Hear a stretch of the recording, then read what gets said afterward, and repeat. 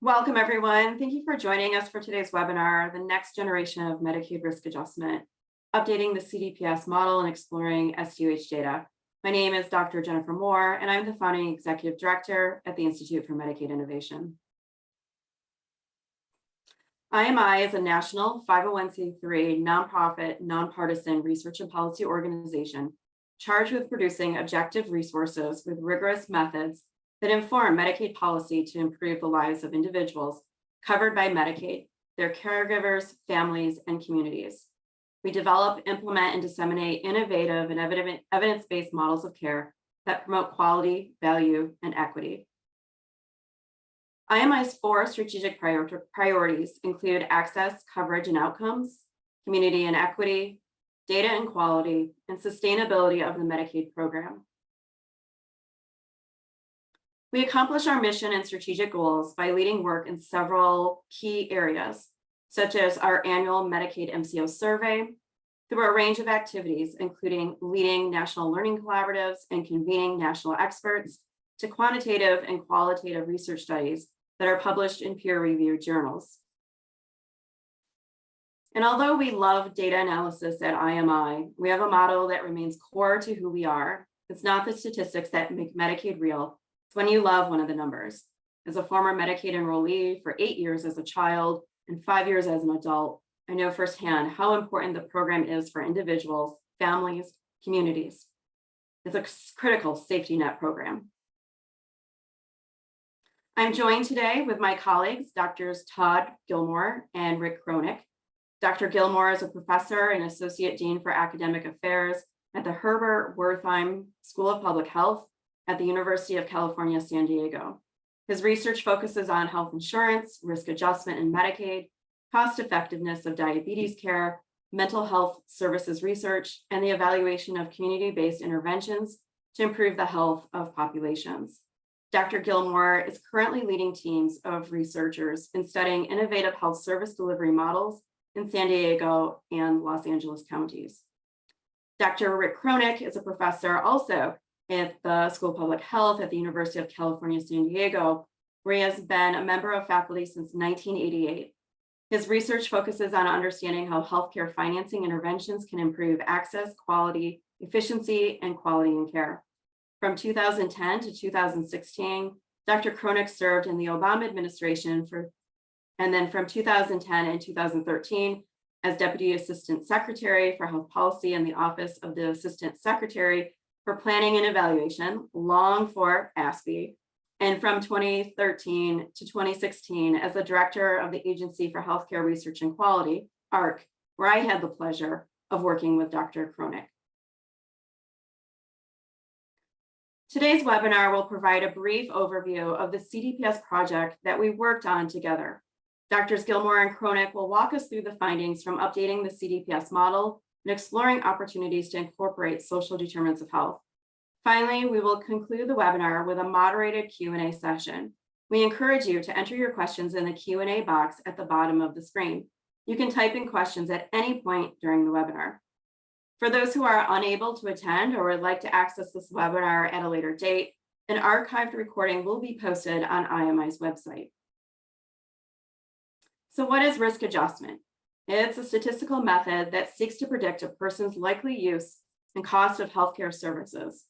Through the use of claims and encounter data, it's used in Medicaid to adjust the capitated payments, a set amount per member per month, to cover expected medical costs of members. Risk adjustment modifies payments to all health plans based on an expectation of what the individual's care will cost. In other words, it provides increased precision in the predictability of cost and spreads financial risk amongst all health plans.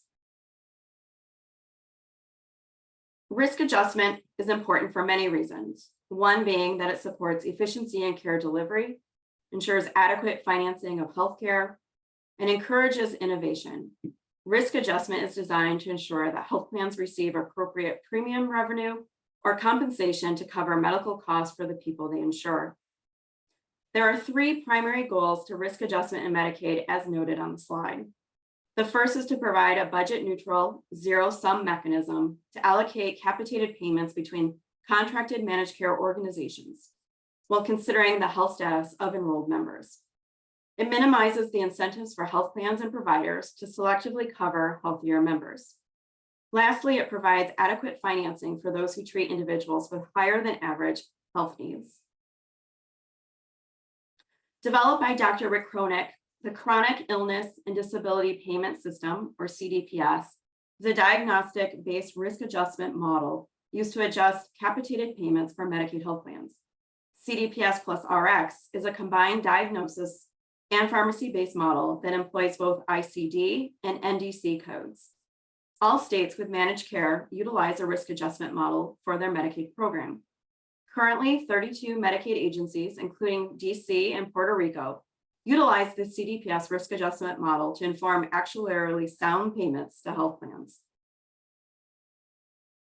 An update to the CDPS model was needed for two primary reasons.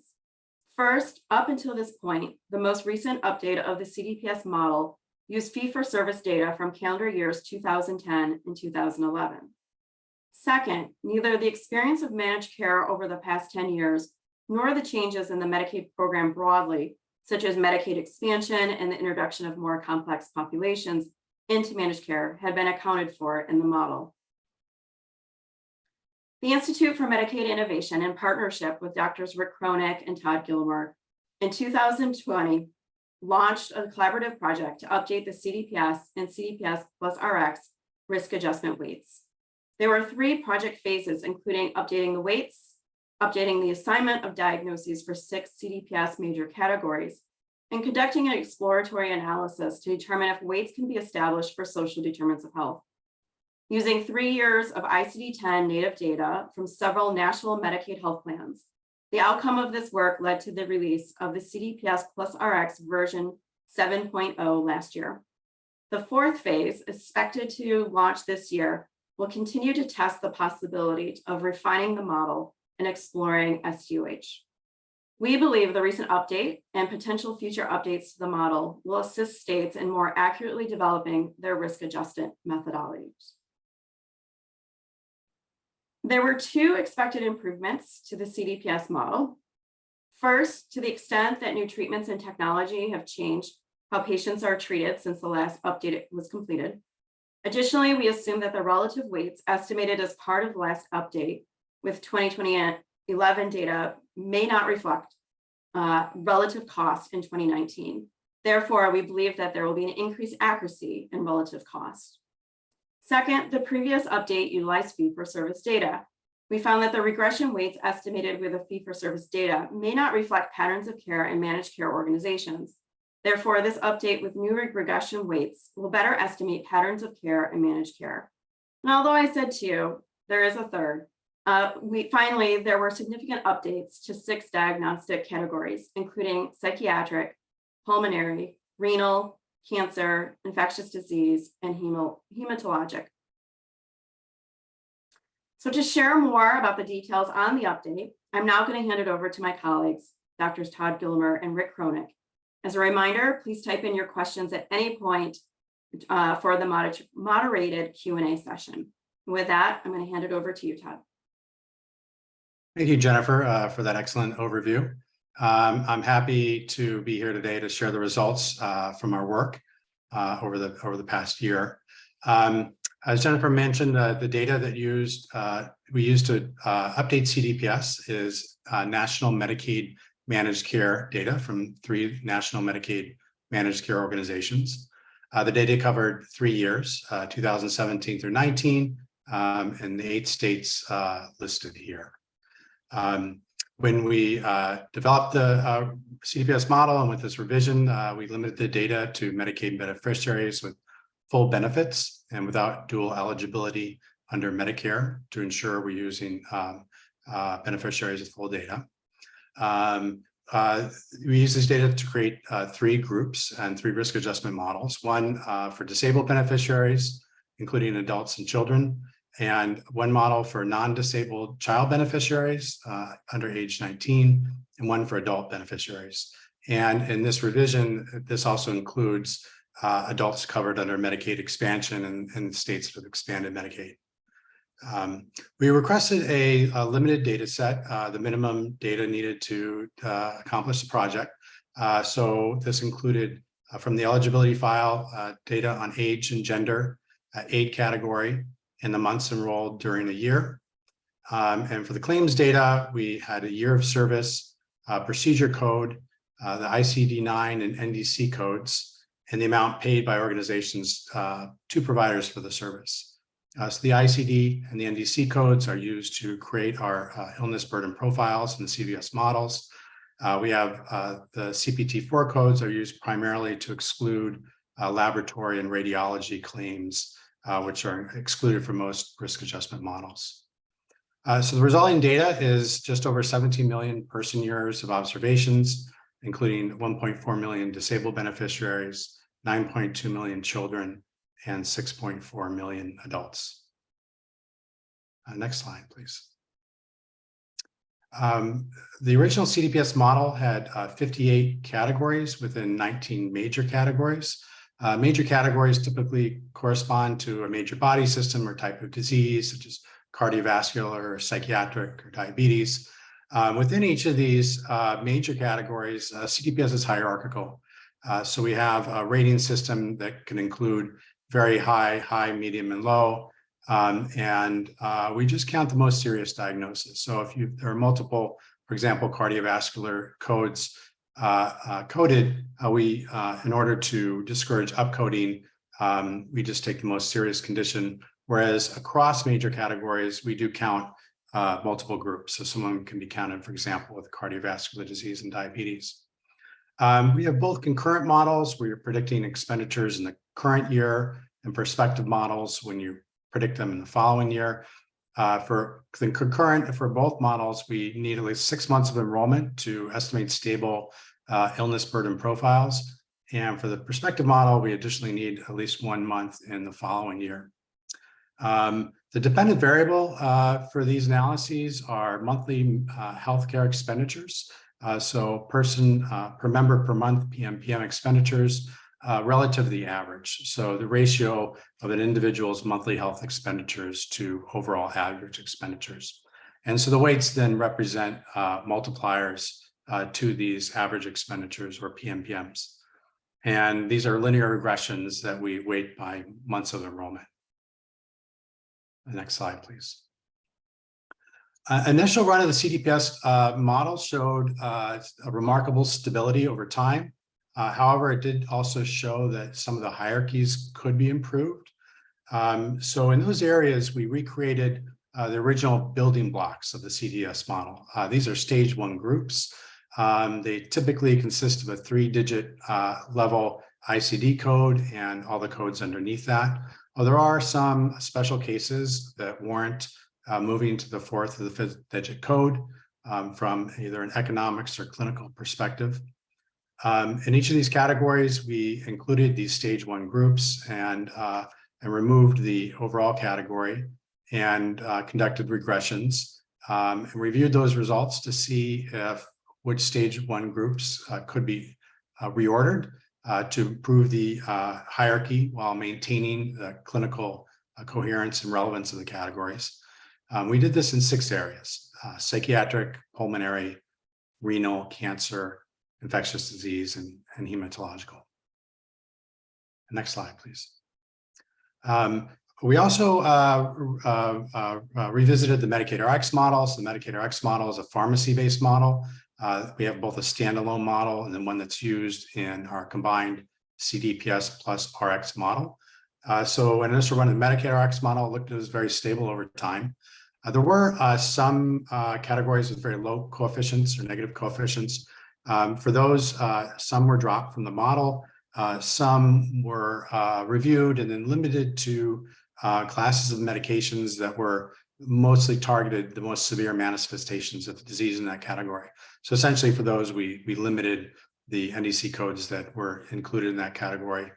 As a result, it was an indicator of more severe disease and we had a higher coefficient. We created a hierarchy for infectious disease. We created a new category for rare diseases. So we had heard from health plans and actuaries and states that increasingly they're including some of these high cost medications into the risk adjustment, into the risk adjusted capitated rates. And so for those states, we created a category of rare diseases, which is a combination of medication that are used that have high cost, over $150,000 for average weight and dosing during the year, and with a prevalence of fewer than 20,000 individuals in the United States. Next slide. So for the results, we believe the results have a number of notable improvements, although the predictions are fairly similar across models.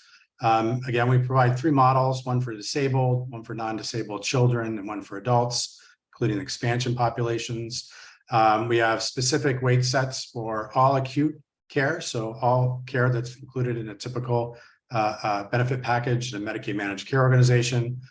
We also have weights when behavioral health services are carved out with a capitation rate, when pharmaceuticals are carved out, or when both are carved out.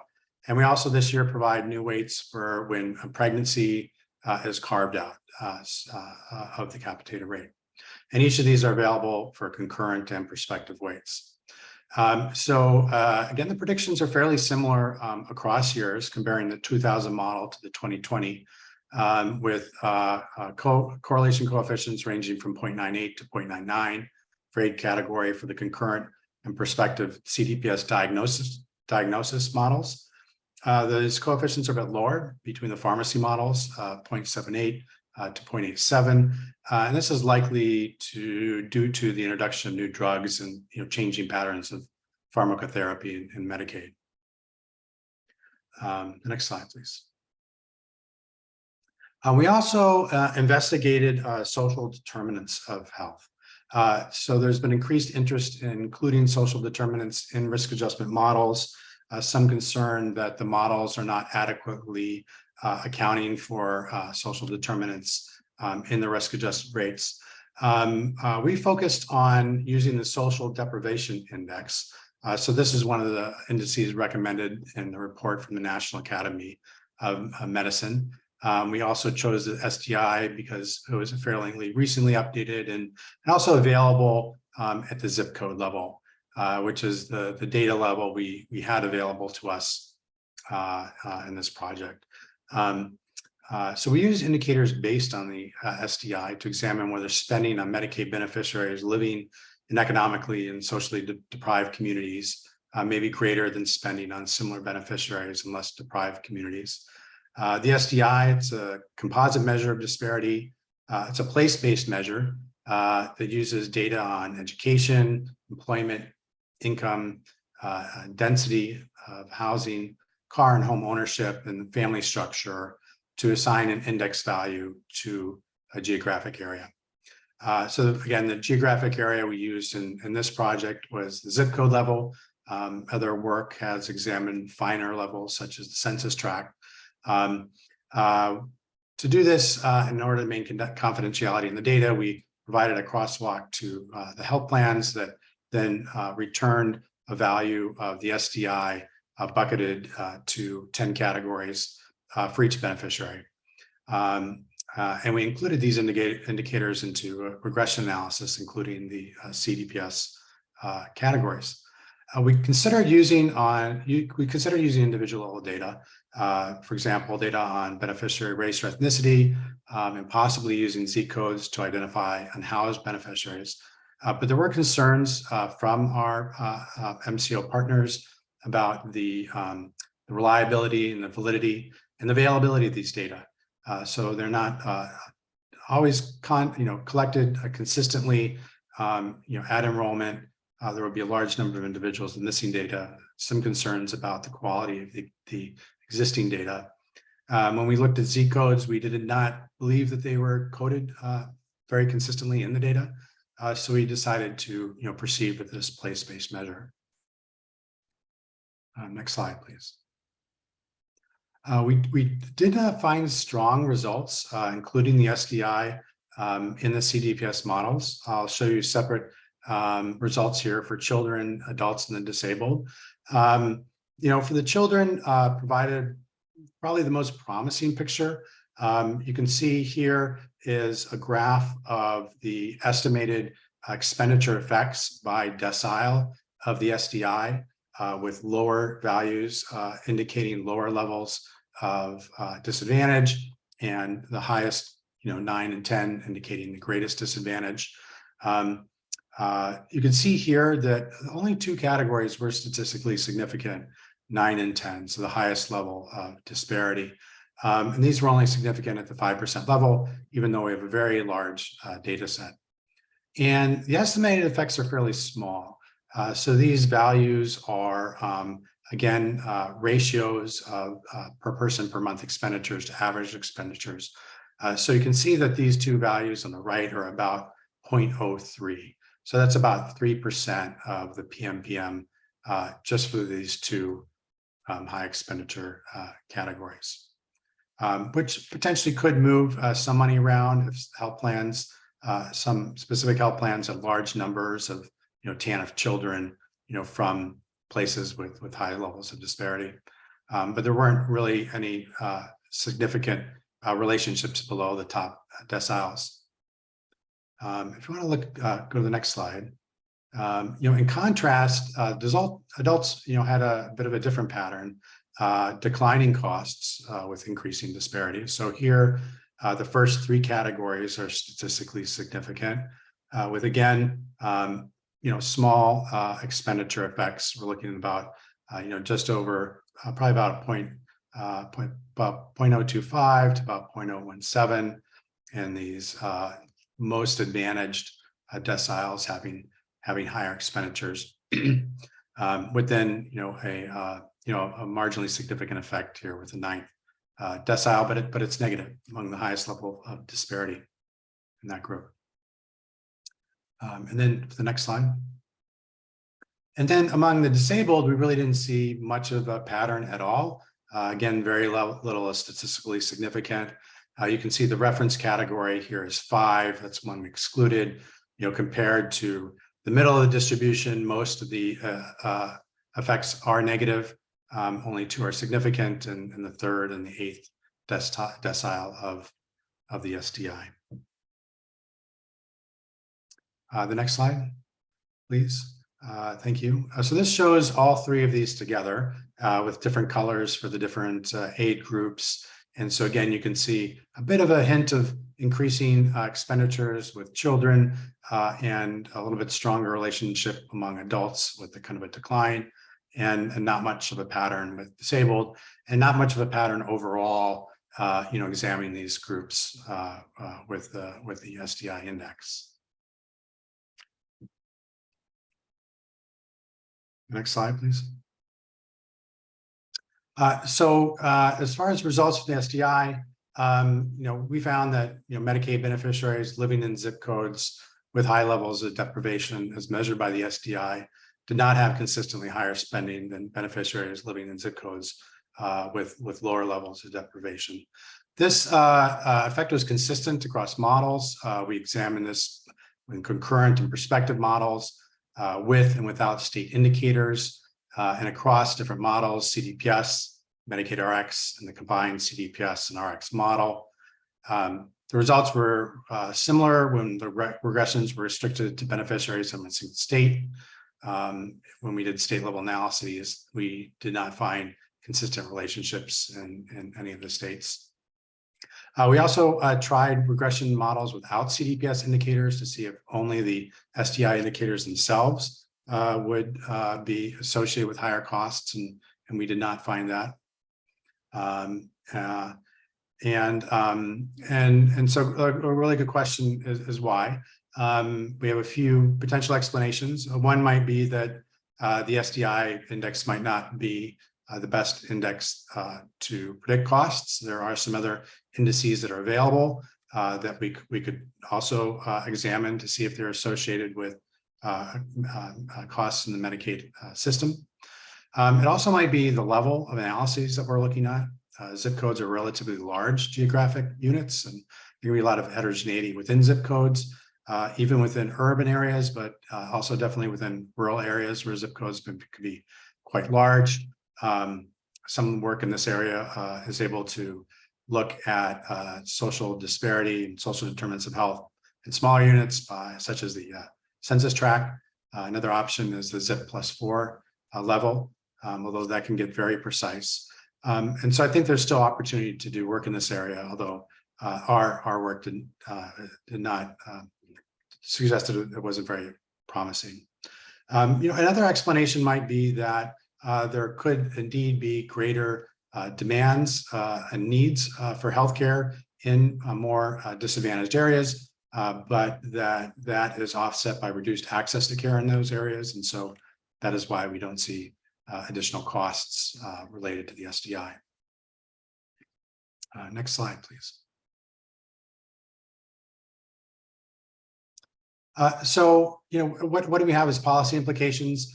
We believe it's important to keep these models updated as the medication population grows and becomes more complex. Risk adjustment will remain a vital tool to ensure the sustainability of Medicaid managed care. We believe there's advantage of updating the weights with more recent data, with ICD-10 native data, and with data from directly from Medicaid managed care. So we're not relying on fee-for-service data to predict patterns of care and managed care organizations. We believe that this update will provide more confidence to states and their actuaries to use the model with more confidence. They'll be equitably and efficiently allocate resources across competing managed care organizations. For now, kind of our conclusion is that place-based measures of disadvantage at the 5 different level are not predictive of healthcare expenditures within our population of Medicaid beneficiaries.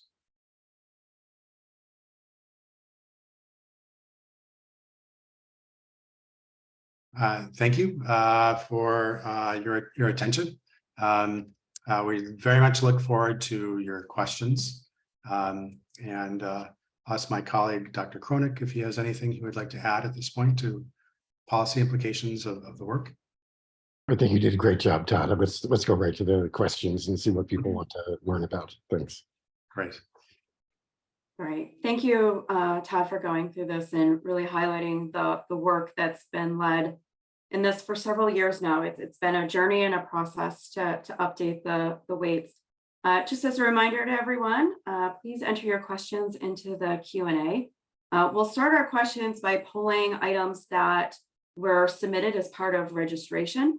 Also wanted to let everybody know, in addition to the archived video of today's webinar, the slides and the bios, we also worked together to develop a fact sheet, a 2-page fact sheet on this topic, including the high-level findings and policy implications. My colleagues are going to put a link to all of these resources, especially the fact sheet, in the chat and Q&A so that you can access that. And rest assured, you'll also get an email after this session with links to all of those items. So no need to worry about not having the link and saving it and opening it before the end.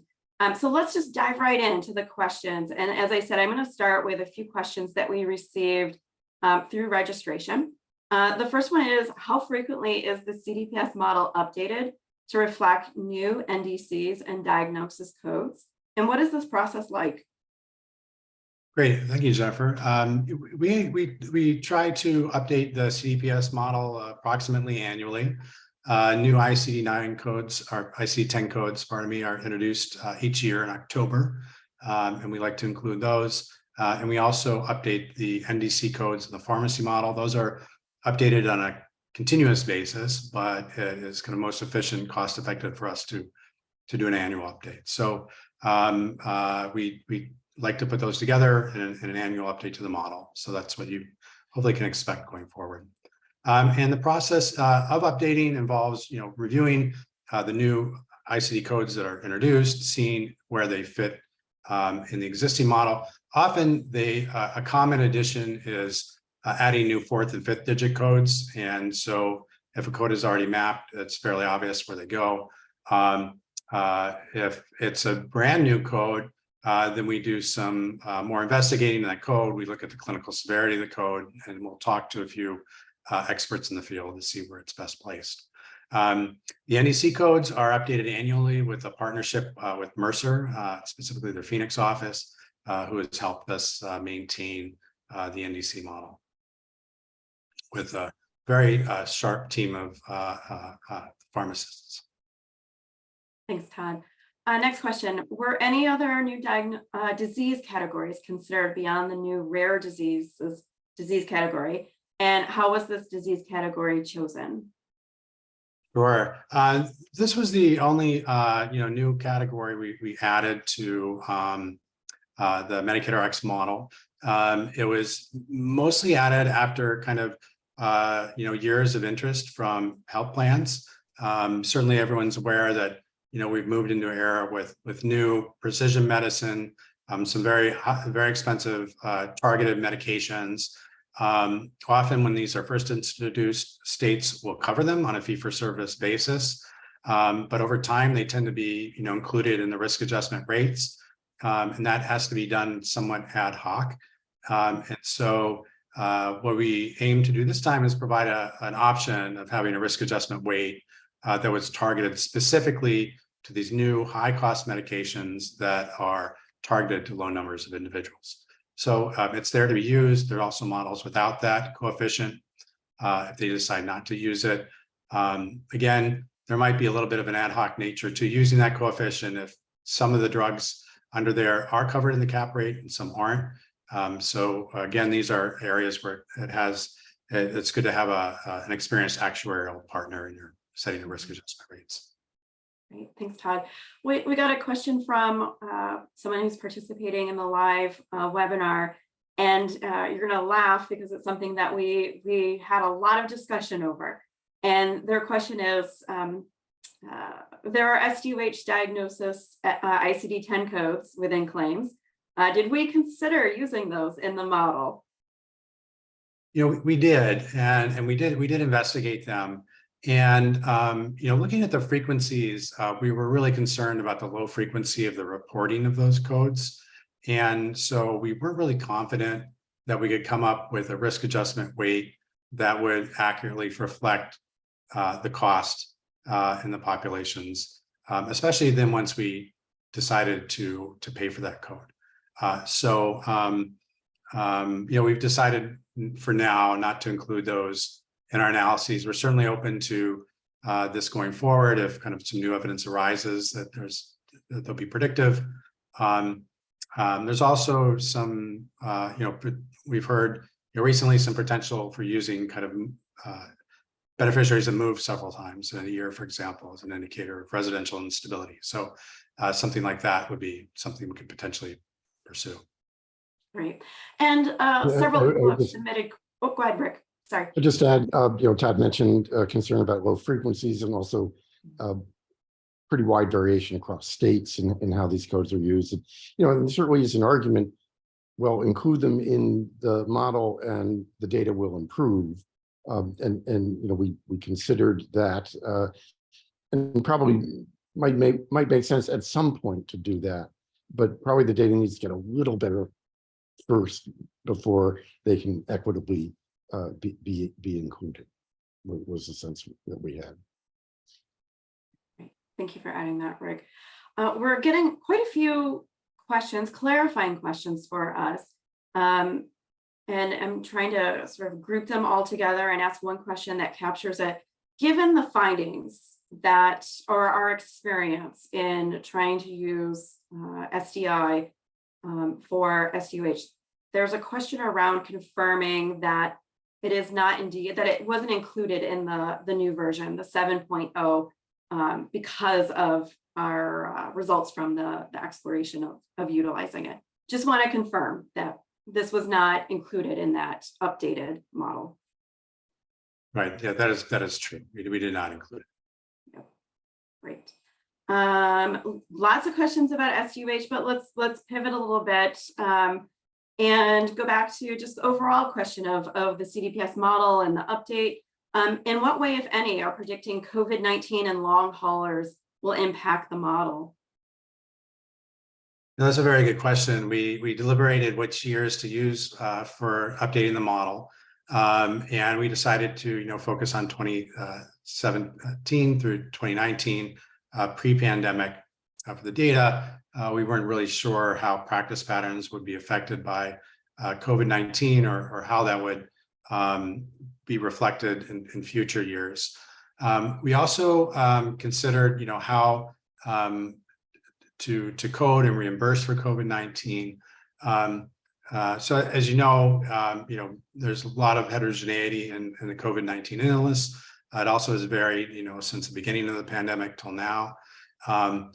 But, for those that are most severely afflicted, they will tend to generate ICD-10 codes related to more severe conditions, respiratory distress, respiratory failure, dependence on a respirator are some of the kind of most severe diagnosis codes associated with that. So rather than try to focus on paying for COVID-19 specifically, we focused the risk adjustment model on those complications that are associated with those who are most severely ill. We also were concerned, about paying for COVID. We would, the coefficient we would estimate would be based on pre-COVID data. So people that had SARS pre-COVID probably might not be accurate.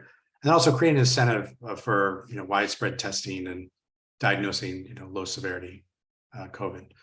So I think we're definitely open going forward to considering whether long haul COVID, for example, could be included.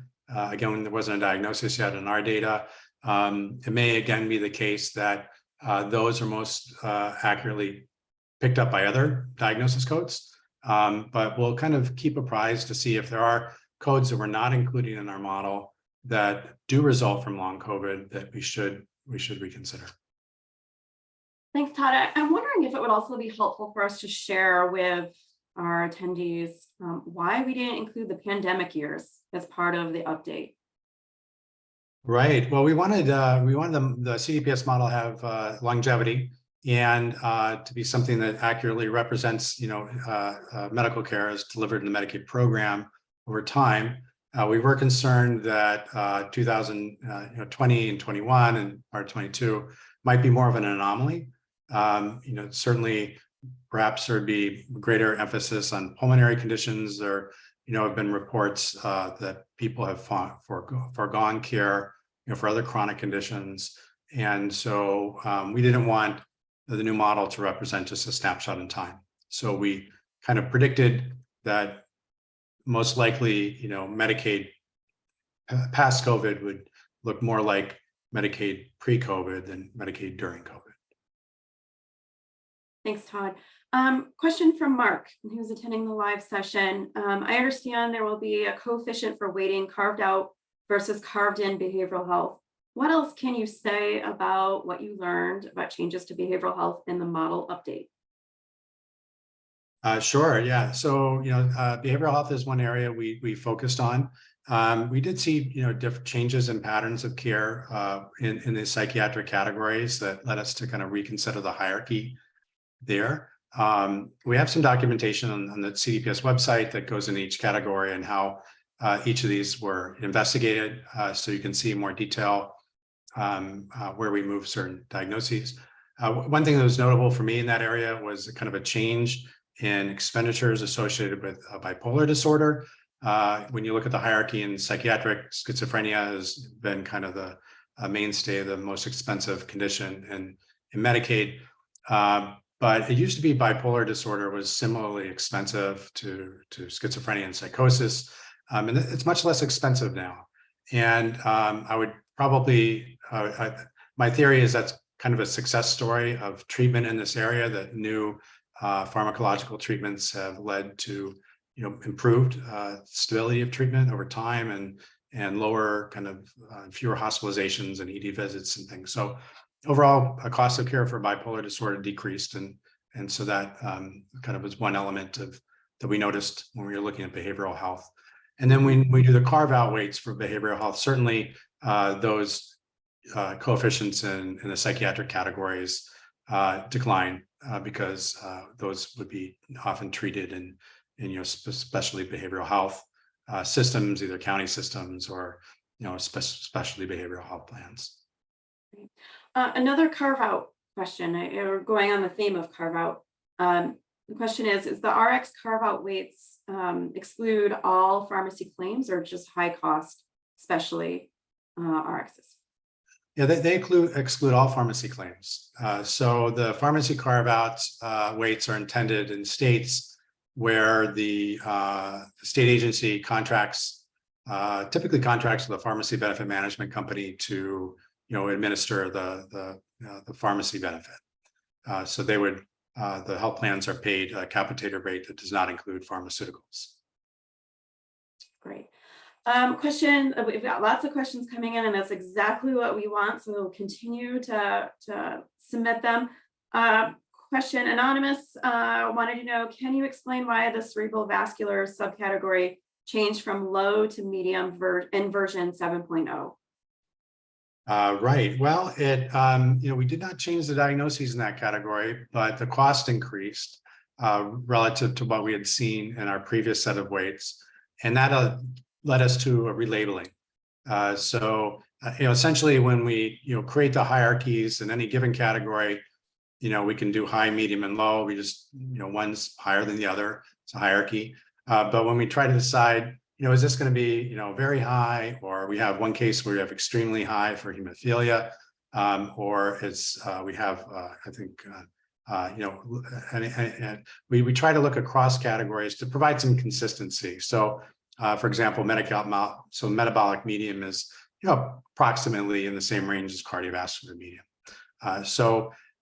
We just found that the cerebrovascular diagnoses became more expensive, perhaps due to more advanced and costly interventions related to cerebrovascular disease. And with the rising coefficient, we decided to relabel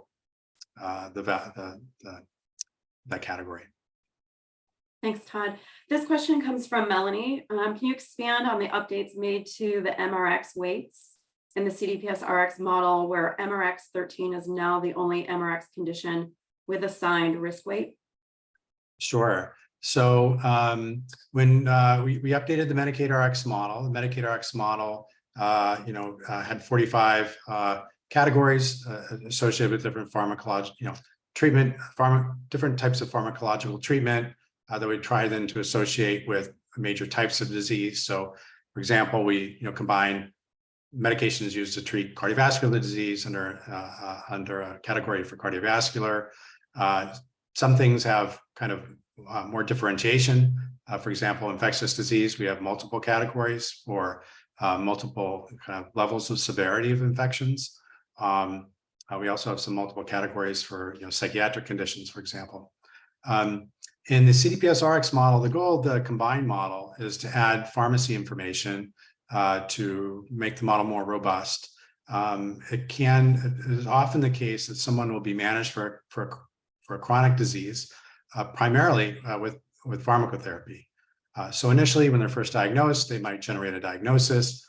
Over time, if it's fairly stably managed and they're receiving a pharmaceutical for that, they might no longer receive the diagnosis. They may, when they come to see their provider, they maybe it's for something else, like the hypertension is managed, they're not looking at that, they're not coding it. And so we wanted to include a subset of the Medicaid Rx categories that would pick up this, pharmacological management of chronic disease. So we limited it to 15 categories we thought were most powerful in this regard, that were not as susceptible to practice pattern variation as some pharmaceuticals might be. And then we incorporate these into the hierarchy, the CDPS hierarchy. So for example, the diabetes medication indicator is incorporated in the diabetes hierarchy. Similarly, the cardiovascular one is incorporated in the cardiovascular hierarchy, and so on. In the previous version of the model, what we did was we included these indicators in the regression model.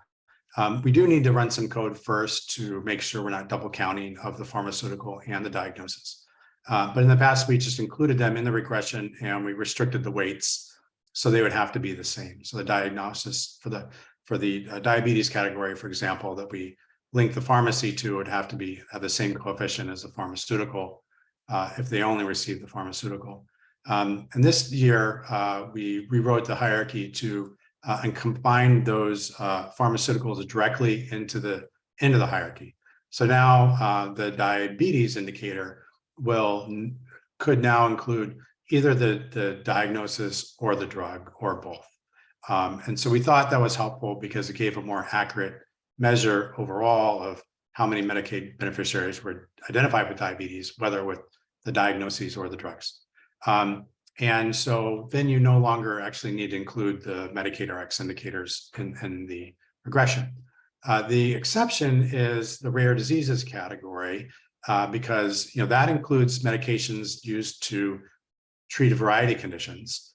And so we didn't want to assign them to a specific hierarchy. They're also very expensive. So the coefficient is much higher than any of the CDPS categories. So we've left it on its own.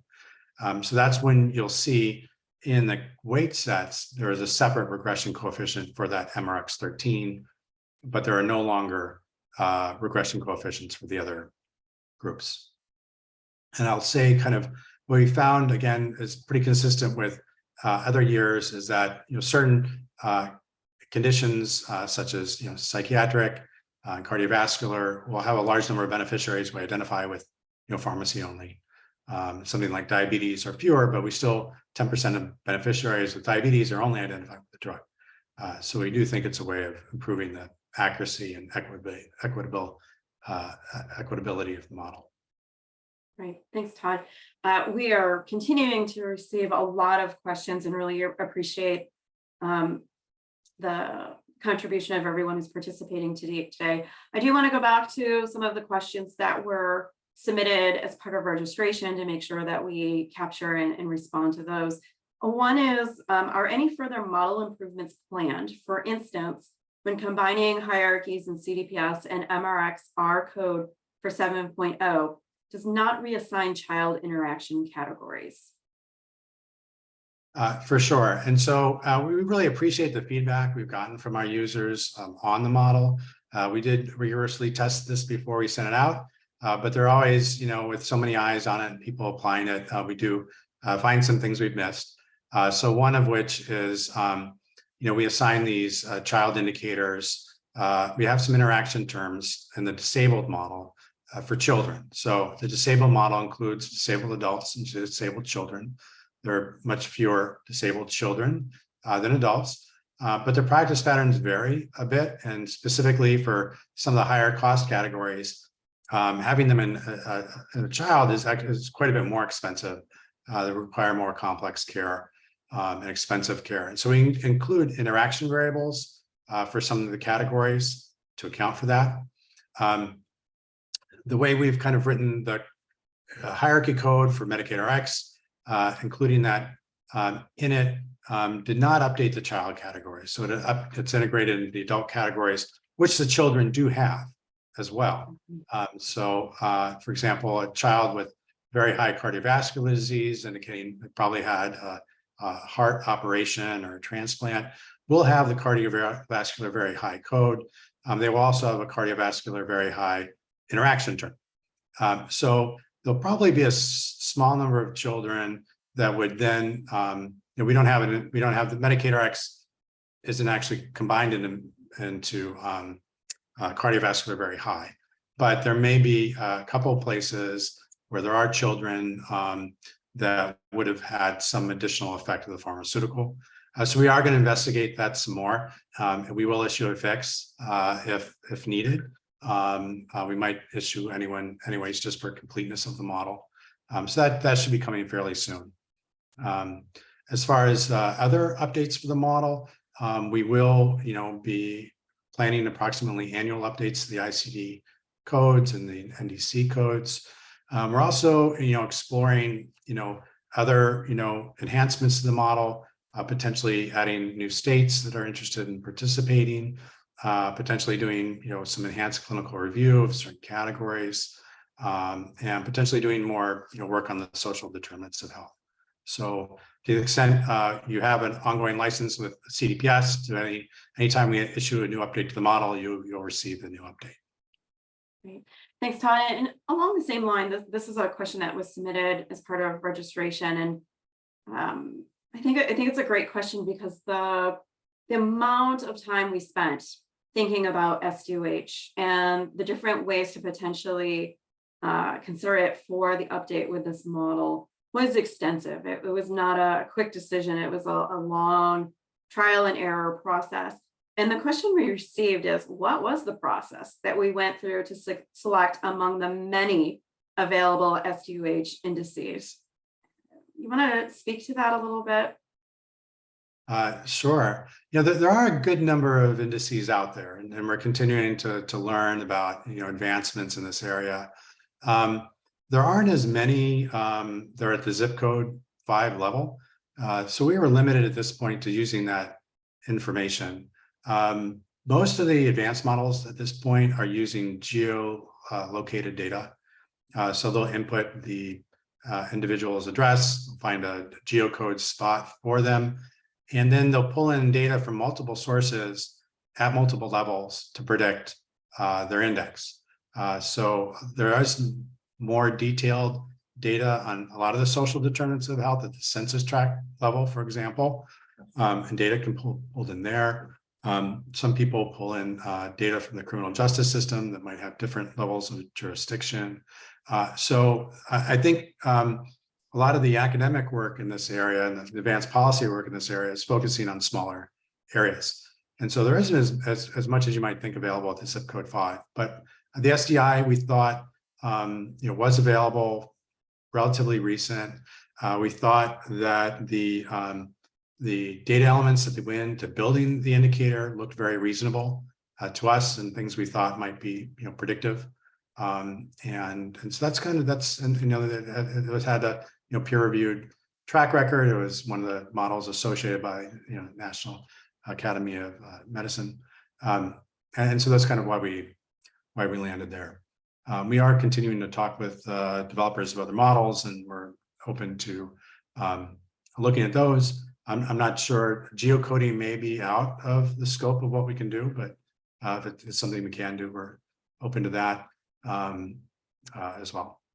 Yeah, I think the messages were very committed to figuring this out, and it has become an interesting puzzle in trying to figure out how to move the pieces so it comes together. So it's an exciting part of the project. Another question. I would just add that in thinking about kind of what accounts for the basically null result that Todd described, there are a few hypotheses. I think the leading one might be the geographic level, as Todd discussed. Zip codes are quite heterogeneous, and getting to a smaller level like census tract, might result in different results. Certainly in Massachusetts, census tract work did find a positive relationship between deprivation and spending. That may be a result of the unique medical care ecology of Massachusetts, but maybe more likely the smaller area of the census tract compared to the zip code. It's certainly possible that using a different index would result in a different result, as the question implied. And it is also possible that within Medicaid populations, or deprived populations to begin with, that there isn't much relationship between community characteristics and spending. And as Todd mentioned, certainly possible that there's a relationship between need and spending, but that access barriers cause there to be a null relationship between community characteristics and spending. Although on that, when we, as Todd mentioned, we did analyses at the state level, and we might have expected some differentiation among states. Because certainly there are differences amongst states in the extent of access barriers, and we didn't see much of anything there. But certainly more work is needed in all of these areas. Yeah, thank you for sharing that additional context. And as you were sharing that, additional questions came in. I think people are really hungry to learn more about the work that we're trying to do around SDOH and the CDPS model. And quite a few questions about asking if we will publish a report or a fact sheet or an issue brief on this process and what we learned and what direction we're going forward on. So I'll Rick or Todd, any thoughts on that?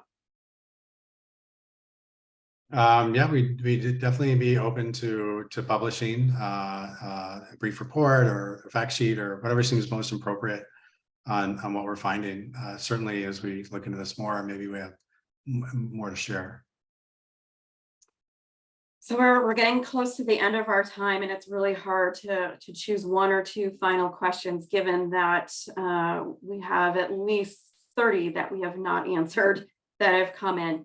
But I'm gonna pose this question that was brought to us by Anonymous. Were any costs associated with directed payments included in the update? And with states more commonly using utilization-based directed payments, would those directed payments need to be risk adjusted? Rick, you want to handle that one? So as Todd mentioned, the data are from 2017 to 2019. Directed payments, the reg on directed payments came out in 2016, I believe. I'm not sure the timing of implementation. I know that many more states have applied for and received approval for directed payments in recent years. To the extent that the directed payments were included in the paid amounts from MCOs to providers, they would be included. I don't know to what extent those directed payments were made directly to providers on claims versus kind of supplemental, payments on the outside. The second question of, should directed payments be risk adjusted? Risk adjustment is intended, as Jennifer said in the beginning, to try to provide the right incentives to health plans to make sure that they're not unhappy when sick people enroll, that they develop systems of care that are attractive and meet the needs of beneficiaries with high needs, and to pay plans appropriately for the populations that they have enrolled. I'm not, as familiar with directed payments as maybe I need to be to provide a really good answer to this question, but I'm not sure that directed payments need to be risk adjusted to accomplish, the goals of directed payments or of capitated payments to MCOs. So to be continued. Thank you, Rick, for that. And I have one more question, and this is probably the easiest question that we've received during this session, but a lot of folks are indicating that this has been an incredibly helpful and informative webinar. And we're getting questions about whether or not we'll consider another session once or twice a year to have a round of Q&A on the model. So I'm going to see if you're committed to continuing this partnership and giving folks an opportunity to ask these questions in the future. I'm not going to put you on the spot now, but just planting the seed. And those who are in attendance, if you see an email that comes out to register for another one, you know that the answer was yes. So stay tuned for that. I want to thank everybody again, especially my colleagues, Todd and Rick, for their partnership in this project. It has been a long project and one that's been really, really exciting and really beneficial to the Medicaid program, especially those who it serves. So thank you again to both of you for your collaboration and partnership and your willingness to join us on this webinar.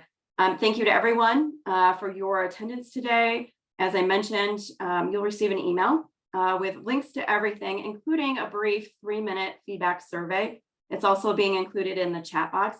It really helps us to know how we can improve our webinars, what information you wish we would have covered, how we can incorporate the pieces you want to hear in a potential future webinar. So again, the archived recording of today's webinar, bio, slides, everything will be on our website momentarily, including the policy fact sheet that the link was provided earlier. So with that, I want to thank everyone for your participation today.